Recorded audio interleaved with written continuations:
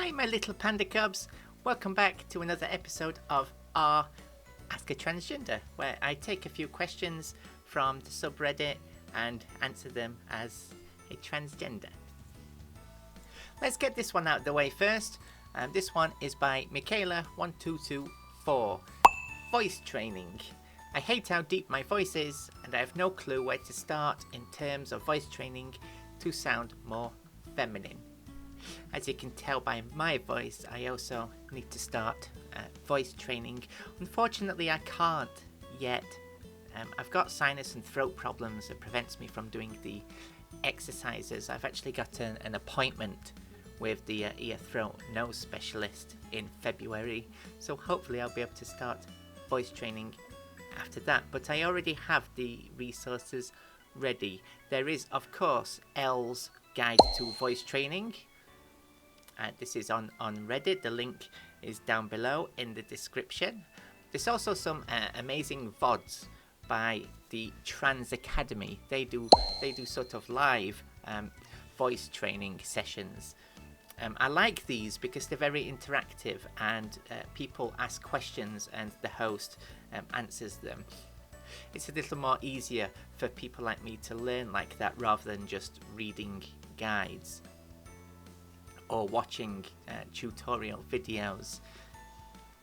Trans Academy does it in a really nice interactive way where you can learn along with them. The link to the VODs is in the description. And of course I'd be committing a crime if I didn't mention Trans Voice Lessons. The link to her channel is in the description. So just pop down into my description, Michaela, and they have all the resources you need to voice train. Good luck to you, and also good luck to me once my ENT specialist has fixed my throat and sinuses. This next one is by Rude Dog 4. His son, or rather daughter, has just come out as trans. Rude Dog is a 55-year-old divorced dad, and he's just looking for advice on how to treat his new daughter right, and how to be a new parent of a newly out trans child. Well, let me say, Rude Dog, first of all, you're already better than most parents. You're already better than most trans parents. The fact that you're coming onto this subreddit and actually asking, that says a lot. A lot of parents would just get angry or disown or reject or ignore it or go into denial. But here you are actually reaching out and asking. That's amazing. Already you are a good dad. And I like the way in your post halfway through you switch pronouns and start calling your new daughter she, her. Really, the only advice I can give is just to carry on the way you are. You're already being what you should be, accepting, loving. Just be there for her and treat her the way you would a daughter, right? She is now your daughter, so just treat her like she is your daughter. All you can do really is be there for her and protect her and defend her and correct other people when they misgender her. That's important. You've got this, Rude Dog, and well done. This one is by Poem Spiritual 1139. M2F, she's M2F, she's not started HRT yet. She says she has no health insurance and is asking for a reliable way to start her medical transition. She's been looking at breast enhancement pills on Amazon. She's not sure if that's what she should get to DIY. No, you should not. That's snake oil. Don't do that. Anything like that, breast enhancement pills, estrogen boosters, it's all snake oil. No. For HRT you need actual estradiol and an actual testosterone blocker, unless you go on monotherapy injections, but more on that in a bit. Poem Spiritual says she's from America and not sure if DIYing is legal. Yes, it is. Well, estrogen is legal anyway. It's only if you was importing testosterone things get a little murky, but importing estrogen is absolutely fine. What you can do, Poem Spiritual, is go to the DIYHRT.Wiki, read up about it, make sure you do your research. There's also resources listed there for where you can acquire the DIYHRT, and it even has all the dosages and things like that you need. So I'll put the DIYHRT wiki link in the description, but if you need further support or have more questions, then join my Discord. My Discord is also in the description. We have a wonderful community, a lot of us DIY, so we have DIY resources there for you as well. Just please make sure you get blood tests. These are important. Liver function, kidney function, your estradiol levels, your testosterone levels. Okay? Weird Goose 3841 wants to know, is it normal to quickly realise you're trans? Weird Goose discovered they were trans 3 months ago when they started college. They thought they were just a masculine lesbian, maybe non-binary, but has quickly figured out that they are a man. So he is asking whether or not he is actually a real trans man, because he's barely known it for 3 months. Weird Goose wants to know if he should delay medically transitioning because of this. I'd say it is normal. It is normal. Trans people come in all different flavours, and we all have different experiences and different backgrounds. Like when I was growing up, I didn't even know what trans was, so I had no idea I was trans. It was in October 2021 I sort of started questioning my masculinity. In December 2021 I decided that I wasn't really meant to be a masculine male. I figured that out. February 2022 I took my first HRT dose. So November, December, January, about 3 months it took me. About the same as you, really, 3 months. Though I still wasn't that sure, right? In February I started microdosing estrogen, just 1 milligram a day, because I still wasn't sure if I was trans or not. But once I was on hormones and I felt better within myself and I felt happier, that's when it sort of clicked that I'd been on HRT for 3 months at this point. And I was like, oh, okay, yeah, I'm trans. So it happened really quickly for me. So yes, I would say it's normal. However, medically transitioning is a big step. Now, I was suicidal at the time. I really did not like my life. That's how I realised that I was trans, because I was miserable as a boy, but as soon as I started HRT and started playing around with my gender, I became happy and less suicidal. So that's what sort of helped it click for me. However, I was still reckless, just buying hormones off the internet and started taking them willy-nilly. Please don't do that. I'd say what you should do is play around with your image and pronouns a while. Try on some he, him pronouns. Get yourself a male name, if you a male name. Sorry, if you haven't done so already. Get people to call you by this male name, and get somebody close to you to start using he, him pronouns on you, and start to present as more masculine, and see how that makes you feel for a few months. And if in a few months' time that all that feels right, then that's probably when you should start considering medically transitioning. But listen, there's no such thing as a real trans person. Trans people come in all kinds of different flavours, all kinds of different sizes, and we're all on different spectrums of feminine and masculine. but we're all trans.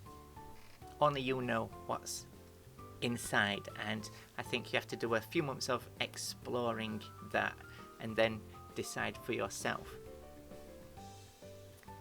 Good luck, Weird Goose. This one is by both suggestion 6217. She needs advice, DIYHRT N to F.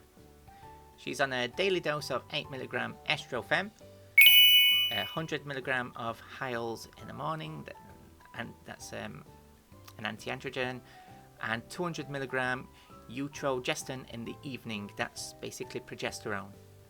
She's going to switch out Hyles with Androcur, and she says she's concerned because she's 46 years old and her genes doesn't seem to allow for a quick transition. She's not happy with the development of her feminization, particularly her breasts, which she mentions are very tiny.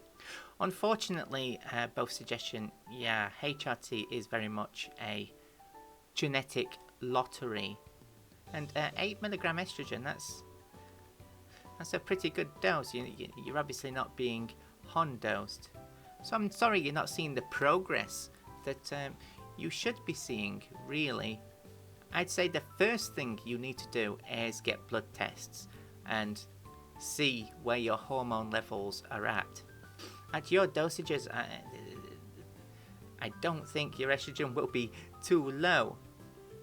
But I think maybe with 8mg estrogen a day and 200mg of progesterone a day, maybe your estrogen could actually be too high or your testosterone too low. And funnily enough, this can actually hinder progress as well, as much as too low estrogen. So I'd say get those blood tests and make sure you're within the female range and not above female range. Other than that, I'd say another suggestion would be to switch from pills to injections. It could just be that your body's not really taking to pills very well. You don't mention how you're taking your pills. Actually, if it's oral, it's passing through the liver twice, so much of that estrogen is lost anyway. So if you want to stick with pills and don't want to try injections, I'd suggest going sublingual. That is, keep the tablets under your tongue until they melt. If it's micronized estrofem, you can do this with the tablets you already have. So get your hormone levels checked, make sure you're within female ranges. Try sublingual, but generally injections are better than pills anyway, so you could try them and it could help your body kickstart some more progress. This next one is by Boxset. Boxset recently turned 18. He's F2M and needs some guidance. He says he lives in the UK and is confused what kind of deed poll he needs and how to get the gender marker changed on his passport. Well, as you can tell, Boxset, I'm also UK, and there's actually no legal process to change your name or gender. And we live in something called common law. Basically, if you can adopt a new identity as long as you abandon your old identity and start living as your new identity. And to get things like your name and gender marker changed, you just need to provide evidence that you're actually living as this identity and not doing it fraudulently. There is actually no official deed poll office. This is a myth. You can write your own deed poll, and as long as you sign it and a witness signs it that says, I've abandoned this identity and I'm now living as this identity, that's technically all you need. However, things like the DVLA, they want something a little more that looks a little more official but actually isn't, in which case there's a company that I used to do my deed poll. I'll put the link in the description because it comes on nice posh paper with a nice little logo, so it looks official. And what you should do is what I did. First, I went to the bank with my deed poll and I changed my name and gender there. And once I changed it at the bank, I went to the DWP and council officers and changed my council tax, my tenancy agreement, my rent to my new name and gender. I used, of course, my new bank letter and the deed poll as proof. With the bank letter, that helped a lot. The DWP and the council, they changed my stuff, and then that enabled me to apply to the DVLA for a provisional driver's license in my new name and gender.